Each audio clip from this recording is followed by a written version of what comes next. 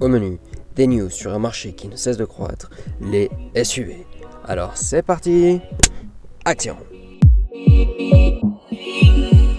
On continue notre tour du Gims virtuel. On commence sans plus attendre sur le stand Aston Martin. On retrouve le nouveau DBX, mais c'est l'édition BYQ qui nous intéresse. Une belle robe noire, du cuir, du chrome, du carbone, voilà la recette. Le DBX en deviendrait presque désirable. On quitte l'Europe. On tourne autour du globe et on se rend chez le chinois Airways qui présente la version définitive de son U5.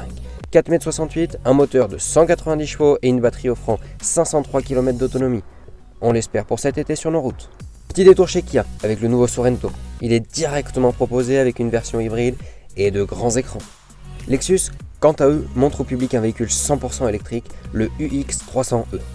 C'est le premier pour la marque qui peine à vendre ses UX hybrides. Leur première voiture électrique revendique une autonomie d'environ 400 km avec une batterie de 54,3 kWh. Toyota aurait dû présenter un SUV, mais malheureusement, il faudra faire preuve de patience et attendre encore un peu. Changeons de continent et de marque. Quand on parle de Jeep, on peut penser à la Willys ou encore au bon gros Cherokee SRT avec un gros V8. Mais malheureusement, l'époque veut que les constructeurs respectent des normes environnementales strictes.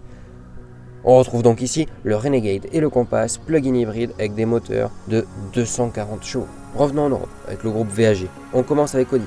Voici le nouveau e-tron Sportback S.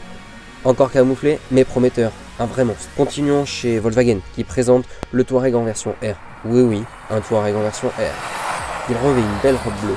Sous le capot, on retrouve un moteur hybride de 462 chevaux et 700 Nm de couple.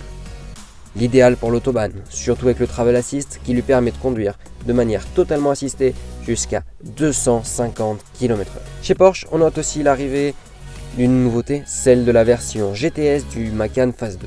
Pas besoin de faire de gros détails, juste 380 chevaux, 520 Nm de couple, il réalise le 0 à 100 en 4 secondes 9. Finissons par un autre constructeur allemand, Mercedes. Ce dernier propose au public 3 nouveautés. Tout d'abord, il expose le GLS 600, un énorme engin, lourd, puissant et luxueux. On ne passe pas inaperçu à son bord, mais Mercedes a enfin une proposition sur le segment des SUV luxueux.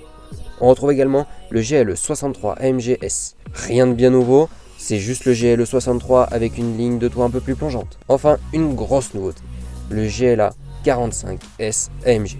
Le petit GLA, le petit SUV de chez Mercedes, devient agressif et passe la barre des 400 chevaux avec le petit 4 cylindres le plus puissant du monde. Tout ça pour concurrencer le Audi RSQ3.